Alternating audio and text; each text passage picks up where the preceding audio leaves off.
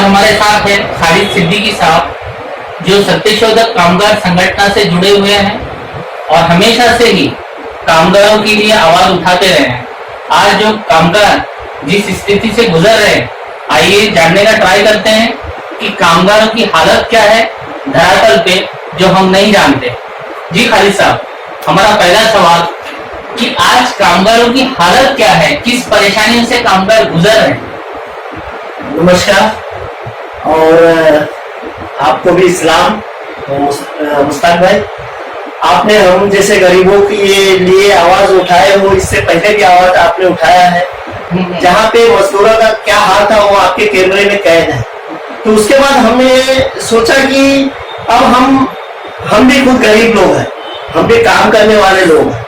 तो हमने क्या किया कि एक सिस्टम से सोचे कि हम जाए गवर्नमेंट को हमारी आवाज वहां तक पहुंचाए।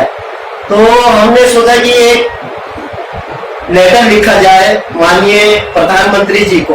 एक सेकंड मैं आपको इंटरप्ट करना चाहूंगा। आज जो परिस्थिति है, पिछले पर हम आते हैं, आगे चल के अपने डिस्कशन में पिछले हालात पे भी आते हैं। आज परिस्थिति क्या है? आज जैसे कि उस टाइम पे जो परिस्थिति थी वो तो हमने देखी है। आज क्या उनकी परेशानियों का हल निकला है? बिल्कुल नहीं निकला है। आज का जो परिस्थिति है, आप समझ सकते हो कि हमारे महाराष्ट्र सरकार के पास वेतन देने के लिए गवर्नमेंट के वर्कर के पास दिवाली का बोनस भी नहीं है। तो आप समझ सकते हो कि जो रोड पे काम करने वाला वर्कर है उसकी स्थिति क्या होगी। ये तो लोगों को मालूम होना चाहिए कि वो अपने बच्चों के साथ दिवाली कैसे मनाए। इसी चर्चा को हमने आगे बढ़ाया था कि मुख्यमंत्री को भी हमने लेटर दिया था, प्राइम मिनिस्टर को भी लेटर दिया था, लेकिन इन लोगों को कोई फर्क नहीं पड़ता।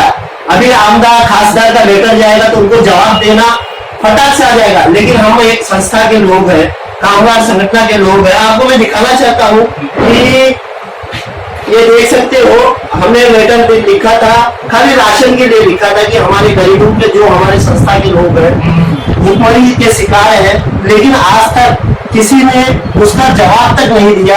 ये आप देख सकते हो, हमने प्राइम मिनिस्टर साहब को लेटर लिखा था 25/7/2020 को।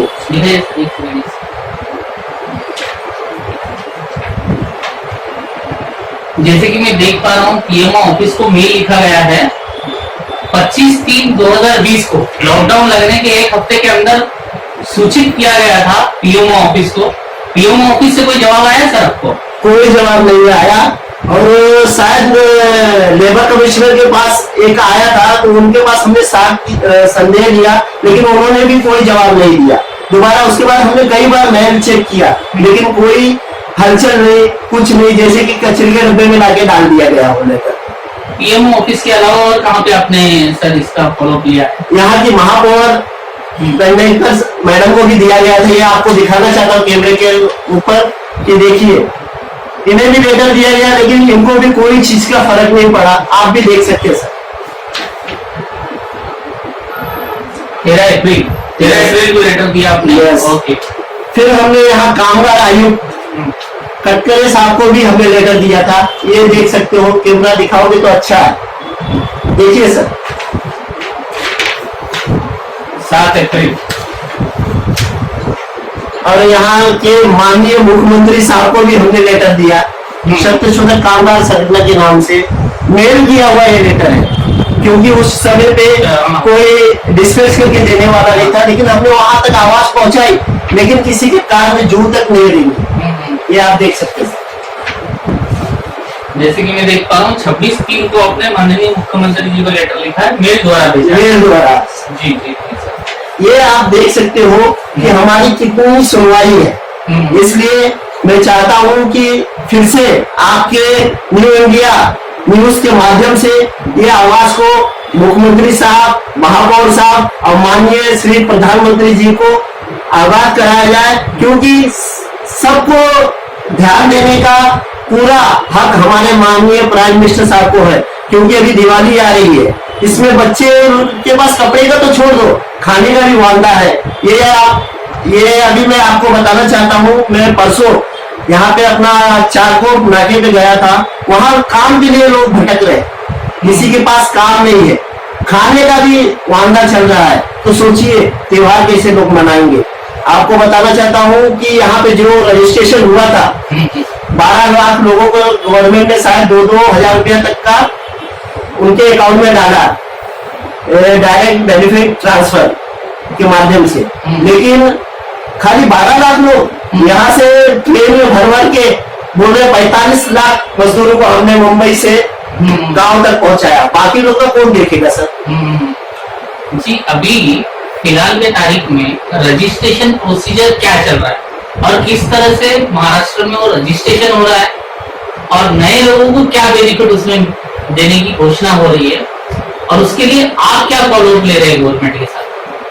अभी तक तो देख रहे हैं, जब से लॉकडाउन चालू था हमने काफी लोग का, अभी तक का जब से लॉकडाउन हुआ है करीब 250-300 लोग का हमारे पास डेटा आया हुआ है। लेकिन यहाँ के जो कमिश्नर साहब का आदेश है, लेबर कमिश्नर साहब का, कि 90 दिन का आपको वो चाहिए डेटा। एक बात बताइए मुझे कि जो वर्कर काम करने वाला है, बांधकाम मिस्त्री, महिलाएं जो घर काम करने वाली है, फिर अपना पेंटिंग, क्या कभी 90 दिन तक का कोई एक जगह पे काम कर सकता है सर? मैं आपसे पूछता हूँ, सॉरी सर।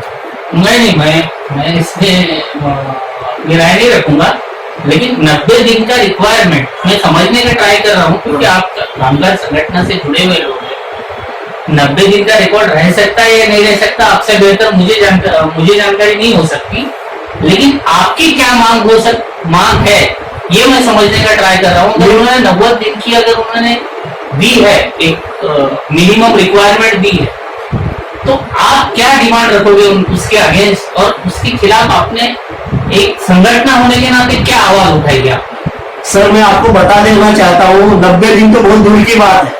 आज का मजदूर एक टाइम जाता है काम करने, 2 दिन घर पे बैठा रहता है, तो 90 दिन का तो कभी लॉकडाउन नहीं था, फिर भी पॉसिबल नहीं था कि एक सेट के पास 90 दिन का काम हो ही सकता है। अच्छा, ये कंपलसरी क्या है? एक ही सेट के पास 90 दिन का काम चाहिए या अलग अलग सेट के पास 90? नहीं, एक ही सेट के पास, एक ही सेट के पास 90 दिन का काम का कंपलसरी चाहिए। अभी मेरे पास आया हुआ है वो फॉर्म, उसमें लिखा हुआ है प्रोसीजर में कि 90 दिन का चाहिए। लेकिन एक बात बताइए सर, 90 दिन का कोई भी दे नहीं सकता। मेरी ये गवर्नमेंट से मांग है कि आने वाले समय में हम जैसे दिल्ली में केजरीवाल साहब ने किया है, ठीक उसी तरह माननीय मुख्यमंत्री साहब महाराष्ट्र राज्य के, उनको मेरा अनुरोध है कि आने वाले समय में ठीक उसी तरह हमारे भी वर्करों को विदाउट 90 दिन का रजिस्ट्रेशन करके होना चाहिए। इससे हमारे मजदूरों भाइयों का काफी भला होगा।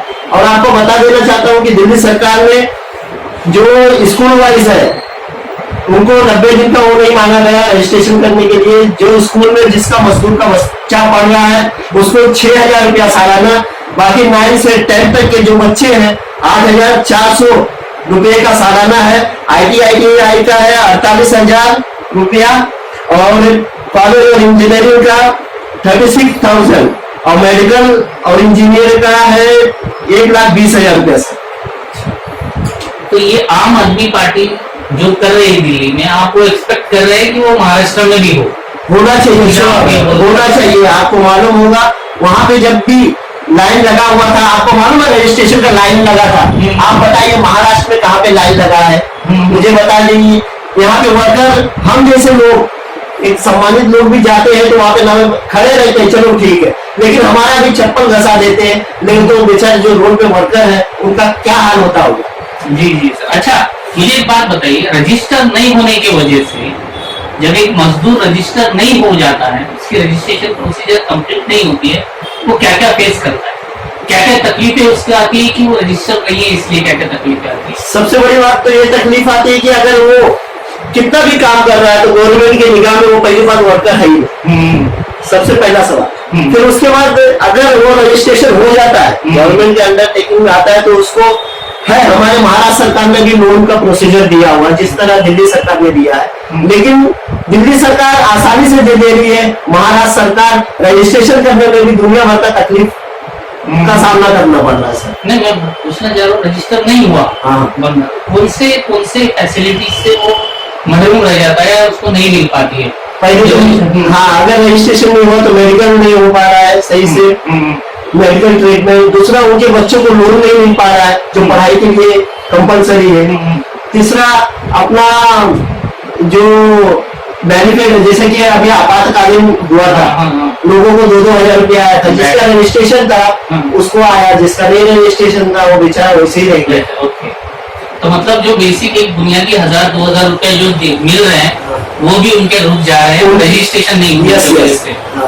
तो आप डिमांड कर रहे हैं, आपने जैसा कि बहुत सारे पेपर बताए, तो आपने इसको लेके कोई प्रखर आंदोलन जैसा कुछ करने का क्यों नहीं सोचा सर? सर पहली बात तो हम लोग आंदोलन करने का काफी दिन से सोच रहे, लेकिन यहाँ पे पुलिस परमिशन नहीं दे रही है कोविड की वजह से। लेकिन आने वाले समय में शब्द कामगार संगठन पूरे मुंबई में जोर शोर से रजिस्ट्रेशन के लिए एक आवाज उठाने वाली है, जो पूरे मुंबई को हिलाएगी। ये मैं आश्वासन देता हूँ खालिद सिद्दीकी चारकों से, और मैं सत्यशोधक कामगार संगठन का मुंबई प्रदेश अध्यक्ष होने के नाते मैं जवाबदारी लेता हूं कि जितने भी हमारे संगठन के लोग हैं उनका सभी का रजिस्ट्रेशन होना चाहिए। अगर रजिस्ट्रेशन नहीं हुआ तो सभी को लेकर हम रोड पे आएंगे और कमिश्नर का जो है लेबर कमिश्नर उनको घेराव करेंगे सर। जी जी, तो अभी तक आपने ऐसी स्ट्रिक्ट एक्शन क्यों नहीं ली? अभी तक मतलब किस चीज का इंतजार कर रहे हैं आप? जो मजदूर, क्या मजदूर भूखे मरने का आप भी इंतजार कर रहे हैं और सरकार भी इंतजार कर रही है? जी नहीं, एक्चुअली क्या बात है कि जब तक हमारे वर्कर भी क्या है कि इस झमेले में जल्दी पड़ते नहीं है, क्योंकि उनको रोज सुबह कमाना है, शाम में खाना है, बच्चों में रहना है। हमने कई बार वर्करों को नाके पे जाके बोले तो उनको ध्यान नहीं आया, लेकिन जब से कोविड का ये चला सिलसिला, जब से उनको समझ में आ गया कि हमको रजिस्ट्रेशन करके लेना बहुत जरूरी है, तो इस माध्यम से अभी वर्कर हमारे साथ है, इसलिए हम जरूर आंदोलन करने के लिए तैयार। महत्वपूर्ण बात आप जो कह रहे हैं, कोविड के पहले मजदूरों में ये अवेयरनेस नहीं थी कि रजिस्ट्रेशन करवा लेना चाहिए। यस यस, अगर वो करवा लेते तो आज लाभान्वित हो जाते आसानी से। उस टाइम पे वो उन लोगों ने ध्यान नहीं दिया। उसका रीजन अज्ञानता हो सकती है, उनका अपना एक सोच हो सकता है जिसकी कोई जरूरत नहीं है।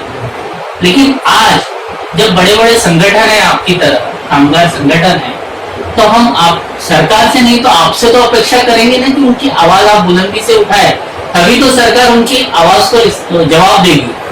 सर आपको पता है अभी मैंने लिखाया सभी का लेटर, अब इनके ऊपर किसके ऊपर आवाज उठाया जाए? जब माननीय प्रधानमंत्री जी को हमने लेटर लिखा, यहाँ की मेयर को लिखा, माननीय मुख्यमंत्री जी को हमने लेटर लिखा, और किससे हम आस कर सकते हैं सर? जी, और सर मेरी एक मांग है महाराष्ट्र सरकार से, खास करके माननीय मुख्यमंत्री साहब से, कि जितने भी वार्ड है मुंबई के, वहां पे एक स्पेशल लेबर केबिन बनाया जाए, जहां पे हमारे मजदूरों का बांद्रा ना जाके हर वार्ड में अपना रजिस्ट्रेशन आसानी से करा सके। ये मेरी महाराष्ट्र सरकार से मांग है। ये अगर मान लेते हैं तो हमारे संगठन की तरह काफी संगठन है जो काफी खुश हो जाएंगे, और दिवाली का एक अच्छा बोनस हमारे कामगार लोगों को मिलेगा। जी खालिद भाई, मैंने सुना है कि आप चारकों छोड़ के किसी और दूसरे स्टेट से भी इलेक्शन लड़ने का प्लान कर रहे हैं, क्या सच है? ठीक है, आपको भी लगता है पता चल गया इस बारे में, ठीक है कोई बात नहीं। ठीक है, ये हमारा महाराष्ट्र भी कर्म भूमि है और हमारा भी जन्मभूमि उत्तर प्रदेश है।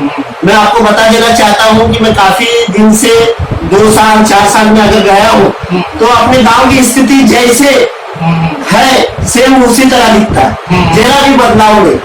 तो मैं चीज दिमाग में आई हमारे कि क्यों ना हम यहाँ पे भी अगर गांव के लोग हमको सेवा करने का मौका देंगे तो जरूर अवश्य हम वहाँ पे भी जाके एक छोटा सा इलेक्शन लड़के लोगों को अपने गांव में एक फैसिलिटी देने का काम करने की सोच रहे हैं। जैसे कि हमारे मुंबई में सब सुविधा है, ठीक उसी तरह अपने गांव को एक स्मार्ट सिटी बनाने की हमारे दिमाग में काफी दिन से ख्याल चल रहा था। अगर हमारे गांव के लोग मुझे अच्छे से समर्थन देंगे, गांव के लोग चाहेंगे, तो मैं जरूर वहां पे जाके वहां के लोगों की सेवा करना चाहता हूँ। जी जी सर, जैसे कि हमने खालिद जी से बात की है और कुल मिला के बातों का लगभग यही नजर आता है कि सरकारें मजदूरों के प्रति असंवेदनशील है, क्योंकि वो कामगार संगठन के नेता है, बखूबी उनसे जुड़े हुए हैं और जानते हैं कि उनकी वास्तविक धरातल पे उनकी स्थिति क्या है मजदूरों की।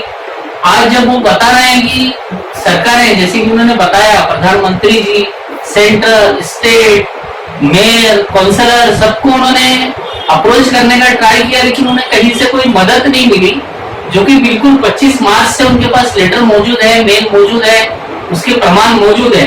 हमारे तरफ से हम यही कहना चाहेंगे कि सरकारों को इस पे थोड़ा और गंभीर होकर सोचना चाहिए और हमारे मजदूर वर्ग को जितनी जल्दी हो सके राहत पहुंचनी चाहिए। धन्यवाद दोस्तों।